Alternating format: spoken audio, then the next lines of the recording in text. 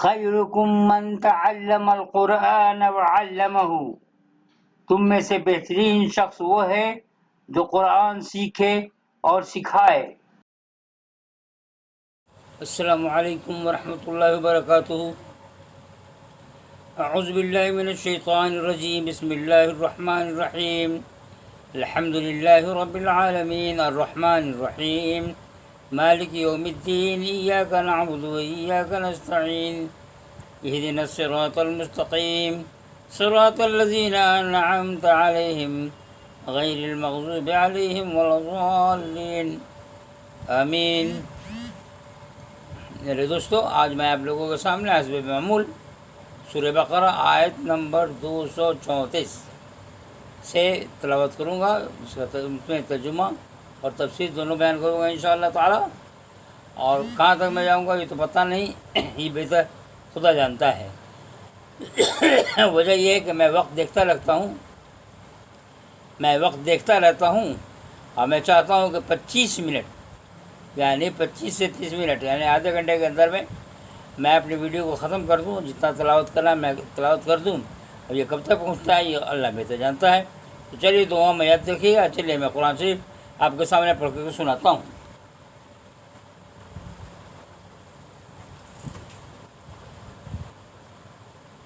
بسم اللہ الرحمن الرحیم،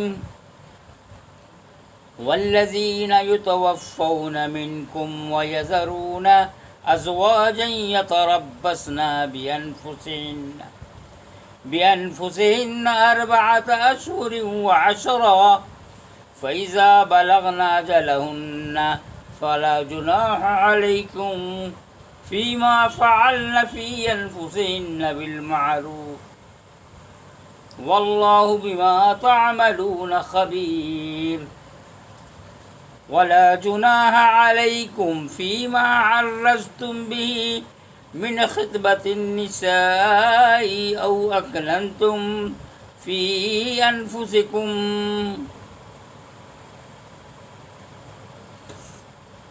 علم الله أنكم ستذكرونهن ولكن لا تواعدوهن سرا إلا أن تقولوا قولا معروفا، ولا تعزموا عقدة النكاح حتى يبلغ الكتاب أجله، واعلموا أن الله يعلم ما في أنفسكم فاحذروه، واعلموا أن الله غفور رحيم، واعلموا أن الله غفور حليم، لا جناح عليكم إن طلقتم النساء ما لم تمسوهن أو تفرضوا لهن فريضة، ومتعوهن على الموسع قدره وعلى المقتر قدره متاعا بالمعروف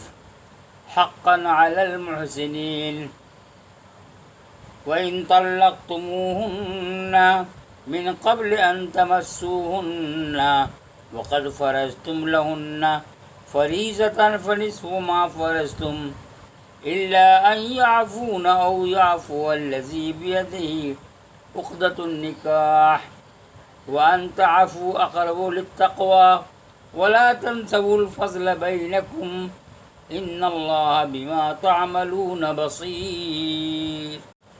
اور تم میں سے جو لوگ مر جائیں اور بیویاں چھوڑ جائیں، وہ بیویاں اپنے آپ کو 4 مہینے 10 دن تک انتظار میں رکھیں، پھر جب وہ اپنی مدت کو پہنچیں تو جو کچھ وہ اپنی ذات کے بارے میں قاعدہ کے موافق کریں اس کا تم پر کوئی گناہ نہیں ہے، اور اللہ تمہارے کاموں سے پوری طرح باخبر ہے، اور تمہارے لیے اس بات میں کوئی گناہ نہیں کہ ان عورتوں کو پیغام دینے میں کوئی بات اشارتاً کہو یا اپنے دل میں چھپائے رکھو۔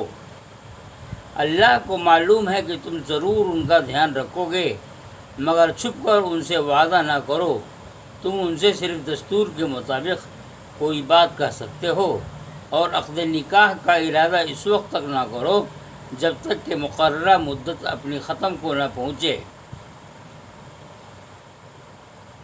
اپنی ختم کو نہ پہنچ جائے، اور جان لو کہ اللہ جانتا ہے جو کچھ تمہارے دلوں میں ہے، بس اس سے ڈرو اور جان لو کہ اللہ بخشنے والا، تحمل والا ہے۔ اور اگر تم عورتوں کو ایسی حالت میں طلاق دو کہ نہ ان کو تم نے ہاتھ لگایا ہے اور نہ ان کے لیے کچھ مہر مقرر کیا ہے، تو ان کے مہر کا تم پر کوئی مواخذہ نہیں، البتہ ان کو دستور کے مطابق کچھ سامان دے دو۔ وسعت والے اپنی حیثیت کے مطابق ہے اور تنگی والے اپنی حیثیت کے مطابق، یہ نیکی کرنے والوں پر لازم ہے۔ اور اگر تم ان کو طلاق دو قبل اس کے کہ ان کو ہاتھ لگاؤ اور تم ان کے لیے کچھ مہر بھی مقرر کر چکے تھے، تو جتنا مہر تم نے مقرر کیا ہو اس کا آدھا ادا کر دو، الا یہ کہ وہ معاف کر دیں یا وہ مرد معاف کر دے جس کے ہاتھ میں نکاح کی گرہ ہے، اور تمہارا معاف کر دینا زیادہ قریب ہے تقویٰ سے۔ اور آپس میں احسان کرنے سے غفلت مت کرو، جو کچھ تم کرتے ہو اللہ اس کو دیکھ رہا ہے۔ نکاح اور طلاق کی قوانین بیان کرتے ہوئے بار بار تقویٰ اور احسان کی تلقین کی جا رہی ہے۔ اس سے معلوم ہوا کہ کسی حکم کو اس کی اصلی روح کے ساتھ زیر عمل لانے کے لیے ضروری ہے کہ معاشرہ کے افراد خالص قانونی معاملے کرنے والے نہ ہو، بلکہ ایک دوسرے کے ساتھ حسن سلوک کا جذبہ رکھتے ہوں۔ اسی کے ساتھ ان کو یہ کھٹکا لگا ہوا ہو کہ دوسرے کے ساتھ بہتر سلوک نہ کرنا خود اپنے بارے میں بہتر سلوک نہ کیے جانے کا خطرہ مول لینا ہے، کیونکہ بالآخر سارا معاملہ خدا کے یہاں پیش ہونا ہے، اور وہاں نہ لفظی تعویلیں کسی کے کام آئیں گی اور نہ کسی کے لیے ممکن ہوگا کہ وہ معاملہ سے متعلق کسی بات کو چھپا سکے۔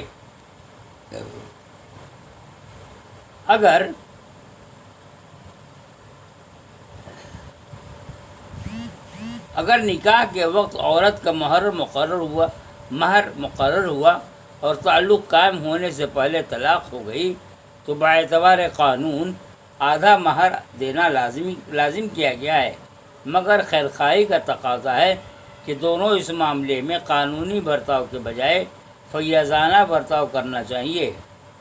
عورت کے اندر یہ مزاج ہو کہ جب تعلق قائم نہیں ہوا تو میں آدھا مہر بھی چھوڑ دوں۔ مرد کے اندر یہ جذبہ ابھرے کہ اگرچہ قانون میرے اوپر صرف آدھے کی ذمہ داری ہے، مگر فیاضی کا تقاضا ہے کہ میں پورا کا پورا ادا کر دوں۔ فیاضی اور وسعت ظرف کا یہی مزاج تمام معاملات میں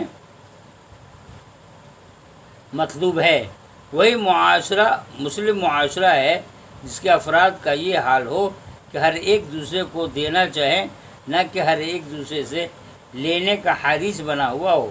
مزید یہ کہ وسعت ظرف کا یہ معاملہ دشمنی کے وقت بھی ہو، نہ کہ صرف دوستی کے وقت۔ آئیے پھر تلاوت کرتا ہوں میں آپ کے سامنے۔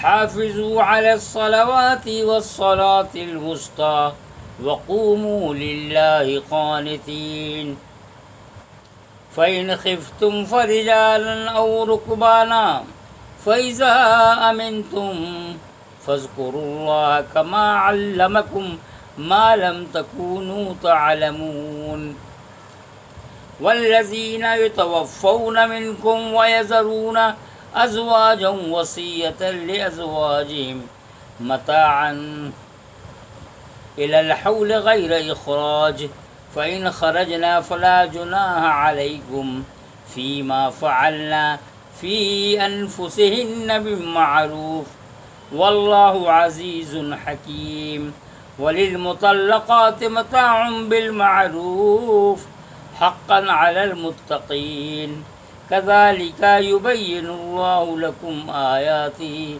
لعلكم تعقلون۔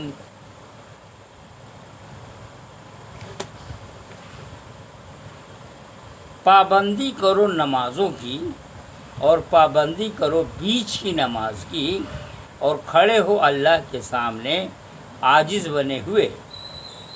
اگر تم کو اندیشہ ہو تو پیدل یا سواری پر پڑھ لو، پھر جب حالت امن آ جائے تو اللہ کو اس طریقہ پر یاد کرو جو اس نے تم کو سکھایا ہے، جس کو تم نہیں جانتے تھے۔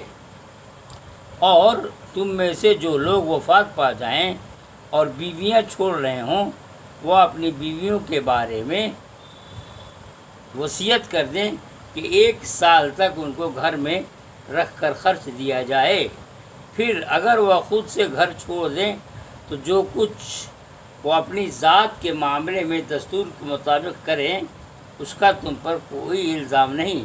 اللہ زبردست والا ہے، اللہ زبردست ہے، حکمت والا ہے۔ اور طلاق دی ہوئی عورتوں کو بھی دستور کے مطابق خرچ دینا، اور طلاق دی ہوئی عورتوں کو بھی دستور کے مطابق خرچ دینا ہے، یہ لازم ہے پرہیزگاروں کے لیے۔ اس طرح اللہ تمہارے لیے اپنے احکام کھول کر بیان کرتا ہے تاکہ تم سمجھو۔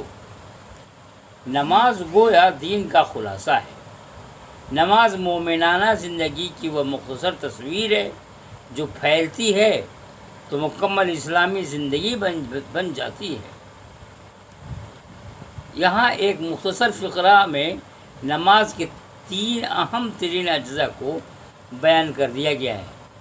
نماز کا 5 وقت کے لیے فرض ہونا، نماز کا ایک قابل اہتمام چیز ہونا، یہ بات کہ نماز کی اصل حقیقت عجز ہے۔ پابندی کرو نمازوں کی اور پابندی کرو بیچ کی نماز کی۔ اس سے معلوم ہوا کہ نمازوں میں ایک بیچ کی نماز ہے اور پھر اس کے دونوں طرف نمازیں ہیں۔ اس جملہ میں اطراف کی نمازوں سے کم از کم 4 عدد مراد لینا ضروری ہے، کیونکہ عربی زبان میں صلوات نمازوں کا اطلاق 3 یا اس سے زیادہ کے عدد کے لیے ہوتا ہے۔ پہلا ممکن عدد جس میں نمازوں کے درمیان ایک بیچ کی نماز بن سکے 4 ہی ہے۔ بیچ کی نماز بن سکے تو 4 ہی ہے۔ اس طرح ایک نماز بیچ کی نماز ہو کر اس کے دونوں طرف 2 نمازیں ہو جاتی ہیں۔ بیچ کی نماز سے مراد عصر کی نماز ہے، جیسا کہ روایت سے ثابت ہے۔ نماز کے دوسرے پہلو کو بتانے کے لیے محافظت کا لفظ استعمال ہوا ہے۔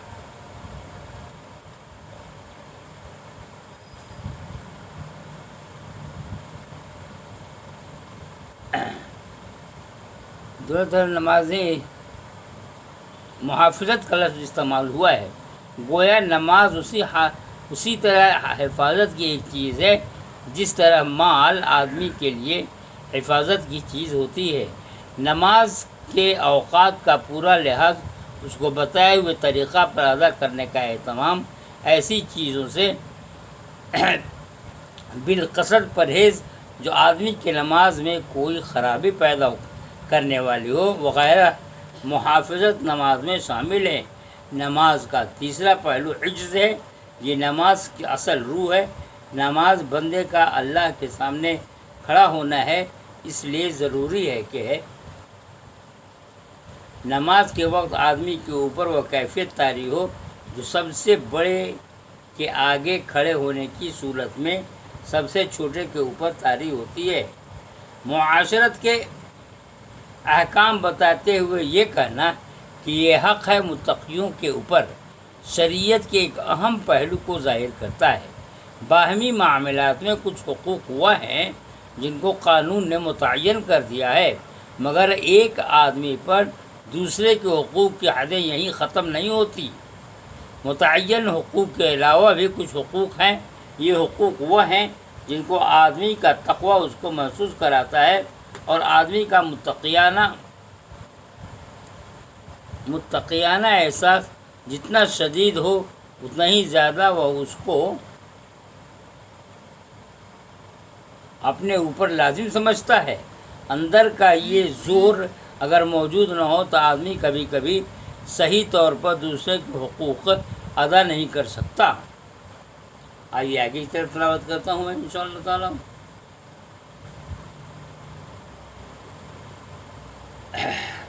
ألم تر إلى الذين خرجوا من ديارهم وهم ألوف حذر الموت فقال لهم الله موتوا ثم أحياهم إن الله لذو فضل على الناس ولكن أكثر الناس لا يشكرون وقاتلوا في سبيل الله واعلموا أن الله سميع عليم من ذا الذي يقرض الله قرضا حسنا فيضاعفه له أضعافا كثيرا والله يقبض ويبسط وإليه ترجعون۔ کیا تم نے ان لوگوں کو نہیں دیکھا جو اپنے گھروں سے بھاگ کھڑے ہوئے موت کے ڈر سے، اور وہ ہزاروں کی تعداد میں تھے؟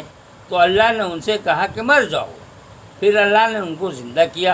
بے شک اللہ لوگوں پر فضل کرنے والا ہے، مگر اکثر لوگ شکر نہیں کرتے۔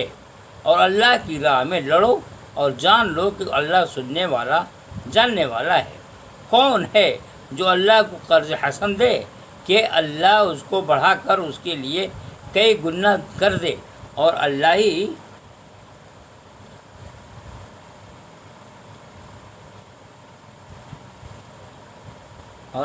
کی راہ میں لڑو اور جان لو کہ بخشنے والا ہے۔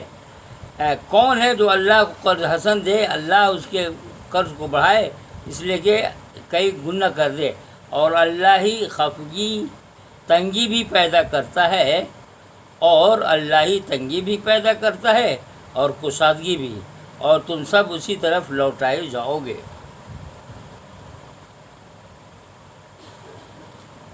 مکہ سے تنگ آ کر، بہت امپورٹنٹ تاریخی بات ہے جناب، مکہ سے تنگ آ کر مسلمان مدینہ چلے آئے۔ مدینہ میں اپنے دین کے مطابق رہنے کے لیے نسبتاً آزادانہ ماحول تھا، مگر مخالفین اسلام نے اب بھی ان کو نہیں چھوڑا۔ انہوں نے فوجی حملے شروع کر دیے تاکہ مدینہ سے مسلمانوں کا خاتمہ کر دیں۔ اس وقت حکم ہوا کہ ان سے مقابلہ کرو۔ مخالفین کی نسبت سے اس وقت مسلمانوں کی طاقت بہت کم تھی، اس لیے کچھ لوگوں کے اندر بے ہمتی پیدا ہوئی۔ یہاں بنی اسرائیل کی تاریخ کا ایک واقعہ یاد دلا کر بتایا گیا ہے کہ زندگی کے معرکے میں شکست سے ڈرنے کا ہی نام شکست ہے۔ بنی اسرائیل کی ایک بڑی پڑوسی قوم فلسطین نے ان پر حملہ کر دیا۔ بنی اسرائیل کی ایک پڑوسی قوم فلسطین نے ان پر حملہ کر دیا۔ بنی اسرائیل شکست کھا گئے۔ فلسطینیوں نے 2 حملوں میں ان کو 34,000 آدمی مار ڈالے۔ بنی اسرائیل اتنا ڈرے کہ اپنے گھروں کو چھوڑ کر بھاگ گئے۔ بائبل کے الفاظ میں حشمت بنی اسرائیل سے جاتی رہی۔ بنی اسرائیل کا سارا گھرانہ خوف میں مبتلا ہو کر نوحہ و فریاد کرنے لگا۔ اسی حال میں ان کو 20 سال گزر گئے۔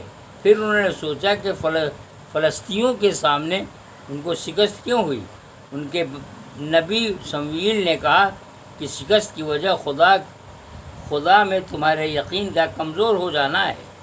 انہوں نے اسرائیل کے سارے گھرانے سے کہا کہ اگر تم اپنے سارے دل سے خداوند کی طرف رجوع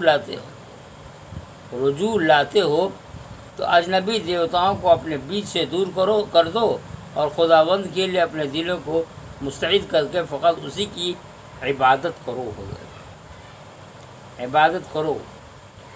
خدا فلسطینیوں کے ہاتھ سے تم کو رہائی دے گا۔ تب اسرائیل نے اجنبی دیوتاؤں کو اپنے سے دور کیا اور فقط خداوند کی عبادت کرنے لگے۔ اب جب وہ دوبارہ فلسطینیوں اور اسرائیلیوں میں جنگ ہوئی تو بائبل کے الفاظ میں خداوند فلسطینیوں کے اوپر اس دن بڑی کڑک کے ساتھ گرجا اور ان کو گھبرا دیا، اور انہوں نے اسرائیلیوں کے آگے شکست کھائی۔ یہ حوالہ ہے۔ اللہ پر اعتماد کے راستے کو چھوڑ کر ان پر ملی موت واقع ہوئی تھی، ملی موت واقع ہوئی تھی۔ اللہ پر اعتماد کے راستے کو اختیار کرنے کے بعد ان کو ملی زندگی حاصل ہو گئی۔ قرض حسن کے معنی ہیں اچھا قرض، یہاں اس سے مراد وہ انفاق ہے جو خدا کے دین کی راہ میں خرچ کی جائے۔ یہ انفاق خالص اللہ کے لیے ہوتا ہے، اس میں کوئی دوسرا مفاد شامل نہیں ہوتا، اس لیے خدا نے اس کو اپنے ذمہ قرض قرار دیا، اور چونکہ وہ بہت زیادہ اضافہ کے ساتھ اس کو لوٹائے گا، اس لیے اس کو قرض حسن فرمایا۔ مومن کی راہ میں مشکلات کا پیش آنا کوئی محرومی کی بات نہیں، یہ اللہ کے فضل کا نیا دروازہ کھلنا ہے۔ اس کے بعد وہ اپنے جان و مال کو اللہ کے لیے خرچ کر کے اللہ کی ان عنایتوں کا مستحق بنتا ہے جو عام حالات میں کسی کو نہیں ملتی۔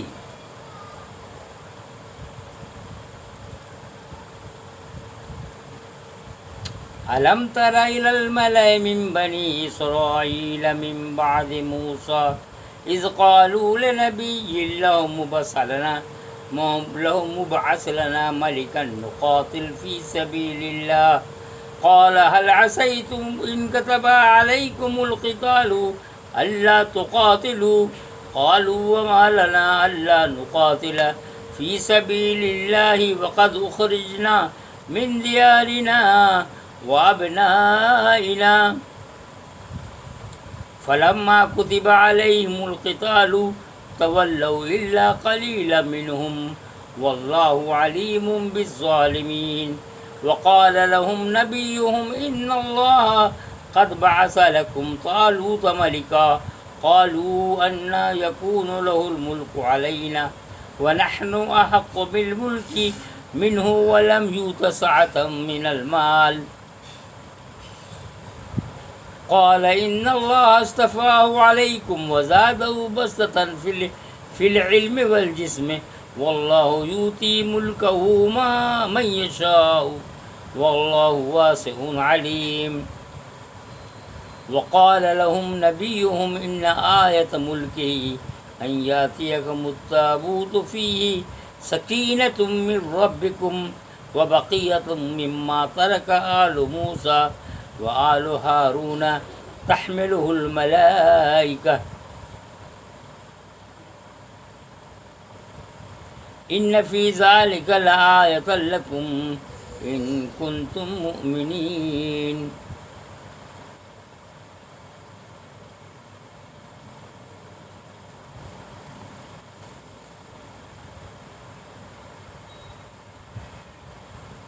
کیا تم نے بنی اسرائیل کے سرداروں کو نہیں دیکھا موسیٰ کے بعد، جب کہ انہوں نے اپنے نبی سے کہا کہ ہمارے لیے ایک بادشاہ مقرر کر دیجیے تاکہ ہم اللہ کی راہ میں خرچ کریں، اللہ کی راہ میں لڑیں۔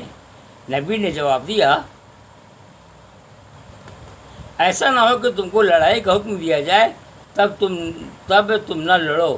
انہوں نے کہا یہ کیسے ہو سکتا ہے کہ ہم نہ لڑیں اللہ کی راہ میں، حالانکہ ہم کو اپنے گھروں سے نکالا گیا ہے اور اپنے بچوں سے جدا کیا گیا ہے۔ پھر جب ان کو لڑائی کا حکم ہوا تو تھوڑے لوگوں کے سوا سب پھر گئے، اور اللہ ظالموں کو خوب جانتا ہے۔ اور ان کے نبی نے ان سے کہا اللہ نے طالوت کو تمہارے لیے بادشاہ مقرر کیا ہے۔ انہوں نے کہا کہ اس کو ہمارے اوپر بادشاہی کیسے مل سکتی ہے، حالانکہ اس کے مقابلے میں ہم بادشاہی کے زیادہ حقدار ہیں اور اس کو زیادہ دولت بھی حاصل نہیں۔ نبی نے کہا اللہ نے تمہارے مقابلے میں اس کو چنا ہے اور علم اور جسم میں اس کو زیادتی دی ہے، اور اللہ اپنی سلطنت جس کو چاہتا ہے دیتا ہے۔ اللہ بڑی وسعت والا جاننے والا ہے۔ اور ان کے نبی نے ان سے کہا کہ طالوت کے بادشاہ ہونے کی نشانی یہ ہے کہ تمہارے پاس وہ صندوق آ جائے گا جس میں تمہارے رب کی طرف سے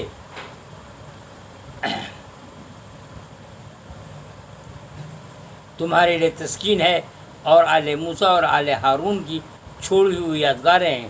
اس صندوق کو فرشتے لے آئیں گے، ان میں تمہارے لیے بڑی نشانی ہے اگر تم یقین رکھنے والے ہو۔ حضرت موسیٰ علیہ السلام کے تقریباً 300 سال بعد بنی اسرائیل اپنے پڑوس کے مشرک قوموں سے مغلوب ہو گئے۔ اسی حال میں تقریباً چوتھائی صدی گزارنے کے بعد ان کو احساس ہوا کہ اپنے پچھلے دور کو واپس لائیں۔ اب اپنے دشمنوں سے لڑنے کے لیے ان کو ایک امیر لشکر کی ضرورت تھی۔ ان کے نبی سمویل نے ان کے لیے ایک شخص کا تقرر کیا جس کا نام قرآن میں طالوت اور بائبل میں ساؤل آیا ہے۔ ذاتی اوصاف کے اعتبار سے وہ ایک موزوں شخص تھا، مگر بنی اسرائیل اس کی سرداری قبول کرنے کے بجائے اس قسم کے اعتراض نکالنے لگے کہ وہ تو چھوٹے خاندان کا آدمی ہے، اس کے پاس مال و دولت نہیں ہے، مگر اس طرح کی اخلاقی باتیں کسی قوم کی زوال یافتہ ہونے کی علامت ہے۔ اللہ کے فیصلے وسعت اور علم کی بنا پر ہوتا ہے، اس لیے وہی بندہ اللہ کا محبوب بندہ ہے جو خود کو بھی وسیع النظری کا طریقہ اختیار کرے اور جو فیصلہ حقائق کی بنیاد پر کرے، نہ کہ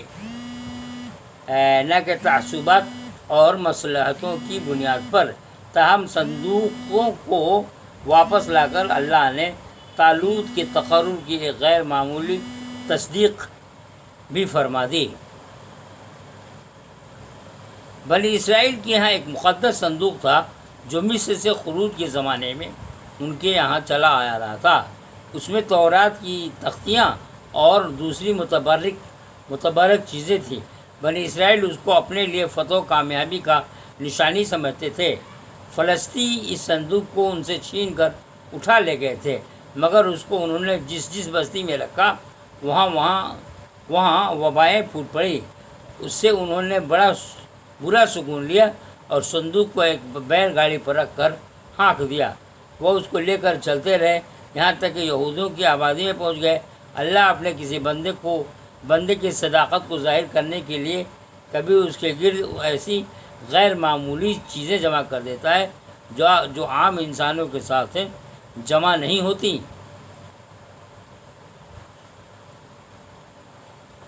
فلما فصل طالوت بالجنود قال إن الله مبتليكم بنهر فمن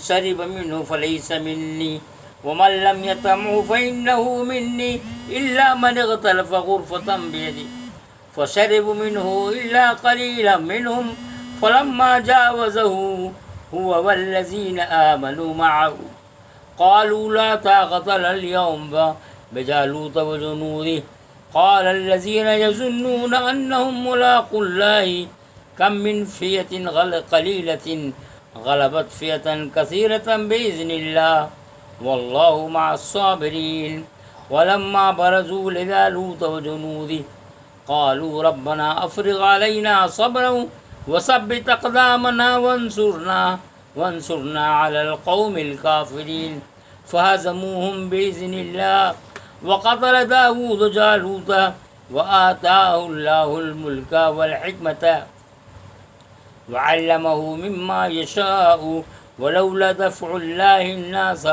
بعضهم ببعض لفسدت الأرض ولكن الله ذو فضل على العالمين۔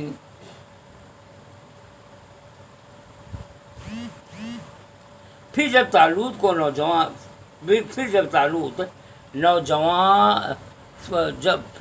طالوت فوجوں کو لے کر چلا تو اس نے کہا اللہ تم کو ایک ندی کے ذریعے آزمانے والا ہے، پر جس نے اس کا پانی پیا وہ میرا ساتھی نہیں اور جس نے اس کو نہ چکھا وہ میرا ساتھی ہے، مگر یہ کہ کوئی اپنے ہاتھ سے ایک چلی بھر لے۔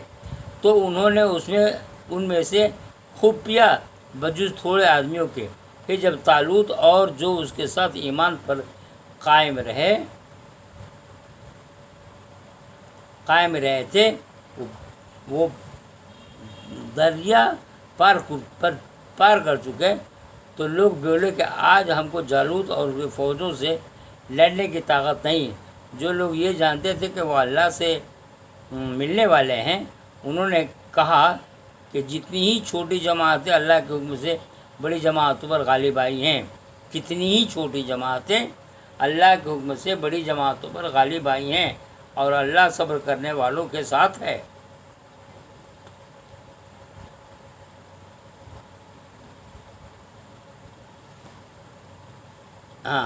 پھر انہوں نے اللہ کے حکم سے ان کو شکست دی، اور داؤد نے جالوت کو قتل کر دیا، اور اللہ نے داؤد کو بادشاہ اور دانائی عطا کی، اور جن چیزوں کو چاہا اللہ بخشا، اور اگر اللہ بعض لوگوں سے دفع نہ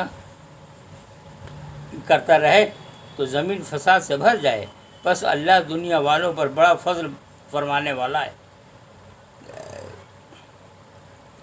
حضرت موسیٰ علیہ السلام کے تقریباً 300 سال بعد اور حضرت مسیح سے تقریباً 1000 سال پہلے ایسا ہوا کہ فلسطینیوں نے اپنے بنی اسرائیل پر حملہ کیا اور فلسطین کے اکثر علاقے ان سے چھین لیے۔ ایک عرصہ کے بعد بنی اسرائیل نے چاہا کہ وہ فلسطینیوں کے خلاف اقدام کریں اور اپنے علاقے ان سے واپس لیں۔ اس وقت ان کے درمیان ایک نبی تھے جن کا نام سمویل تھا۔ وہ شام کے ایک قدیم شہر راما میں رہتے تھے اور بنی اسرائیل کے اجتماعی امور کے ذمہ دار تھے۔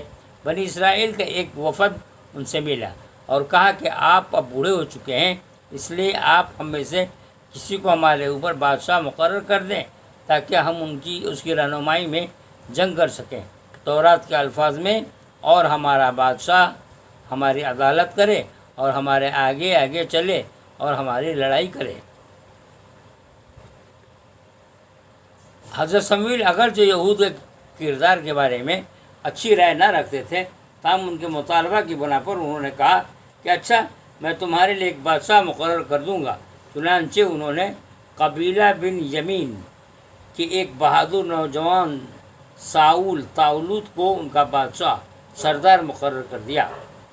طالوت اپنے بنی اسرائیل کا لشکر لے کر دشمن کی طرف بڑھے۔ راستے میں دریائے برون پڑتا تھا، ان کو پار کر کے دشمن کے علاقے میں پہنچنا تھا۔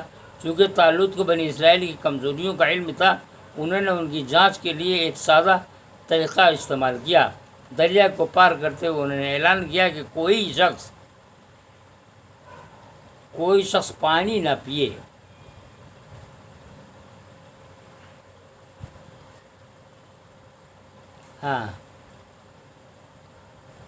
ایک منٹ، سادہ طریقہ تھا اور دریا کو پار کرتے انہوں نے اعلان کیا کہ کوئی شخص پانی نہ پیے، البتہ ایک آدھ چلو سے لے تو کوئی حرج نہیں۔ بنی اسرائیل کی بڑی تعداد سے امتحان میں پوری نہ اتری، تاہم اس مقابلے میں اللہ تعالیٰ نے انہیں کامیابی دی۔ حضرت داؤد جو اس وقت صرف ایک نوجوان تھے، انہوں نے اس جنگ کو فیصلہ کن قرار ادا کیا۔ فلسطینیوں کی فوج کا زبردست پہلوان جالوت ان کے ہاتھوں سے قتل ہوا۔ اس کے بعد فلسطینیوں نے اسرائیل کے مقابلے میں ہتھیار ڈال دیے۔ مقابلے میں کامیابی حاصل کرنے کے لیے ضروری ہے کہ افراد کے اندر مشکلات پر جمنے اور سردار کی اطاعت کرنے کا مادہ ہو۔ طالوت کا اپنے ساتھیوں کو پانی پینے سے منع کرنا اسی استعداد کی جانچ کی ایک سادہ سی تدبیر تھی۔ بائبل کے بیان کے مطابق ان میں سے صرف 600 آدمی ایسے نکلے جنہوں نے راستے میں آنے والے دریا کا پانی نہیں پیا۔ جن لوگوں نے پانی پیا انہوں نے گویا اپنی اخلاقی کمزوریوں کو اور پختہ کر لیا، اس لیے دشمن کا بظاہر طاقتور ہونا اب ان کو اور زیادہ محسوس ہونے لگا۔ دوسری طرف جن لوگوں نے پانی نہیں تعاون کے اس فعل سے ان کا صبر اور اطاعت کا مزاج اور زیادہ مضبوط ہو گیا۔ پانی نہیں پیا ہونا چاہیے، بہرحال ان کو وہ حقیقت اور زیادہ واضح صورت میں دکھائی دینے لگی جس کو بائبل کے بیان کے مطابق طالوت کے ایک ساتھی نے ان لفظوں میں بیان کیا تھا، اور یہ ساری جماعت جان لے کے خداوند تلوار اور بھالے کے ذریعے سے نہیں بچاتا، اس لیے کہ جنگ تو خداوند کی ہے اور وہی تم کو ہمارے ہاتھ میں کر دے گا۔ اقتدار جس کے پاس ہو وہ کچھ دنوں بعد گھمنڈ میں پڑ کر ظلم کرنے لگتا ہے۔ اس لیے اقتدار اگر کسی کے پاس مستقل طور پر جمع ہو جائے تو اس کے ظلم و فساد سے زمین بھر جائے۔ لگتا ہے انڈین پولیٹکس سے یہ اس کی تلافی کا انتظام اللہ نے اس طرح کیا کہ وہ صاحبان اقتدار کو بدلتا رہتا ہے۔ وہ بے اقتدار لوگوں میں سے ایک گروہ کو اٹھاتا ہے اور اس کے ذریعے سے صاحب اقتدار کو ہٹا کر اس کے منصب پر دوسروں کو بیٹھا دیتا ہے۔ اس کا مطلب یہ ہے کہ جب کسی برسر اقتدار جماعت کا ظلم بڑھ جائے تو اس کے خلاف اٹھنے والے گروہ کے لیے خدائی مدد کا وقت ہوتا ہے۔ اگر وہ صبر اور اطاعت کی شرط کو پورا کرتے ہوئے اپنے آپ کو خدائی منصوبہ میں شامل کر دے تو بظاہر کم ہونے کے باوجود وہ خدائی مدد سے زیادہ کے اوپر غالب آ جائے گا۔ خدا کا خوف محض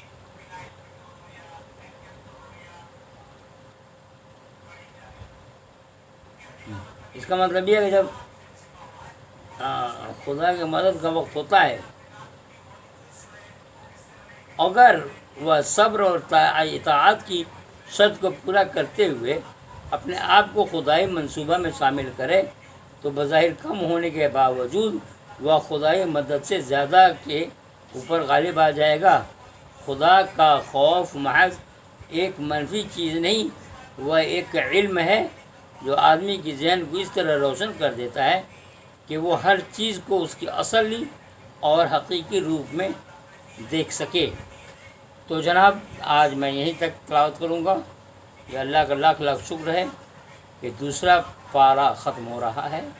کل سے انشاءاللہ تعالیٰ تیسرے یعنی اگلے ویڈیو میں تیسرے پارے کی تلاوت ہوگی۔ آج کچھ زیادہ ہی وقت لے لیا میں نے آپ سے، تھوڑا سا زیادہ لے لیا، مجھے لگتا کہ 8-10 منٹ تک باہر گئے۔ اب میں زیادہ نہیں بولوں گا اس لیے کہ وقت زیادہ ہو چکا ہے۔ اجازت دیجیے۔ السلام علیکم ورحمۃ اللہ وبرکاتہ۔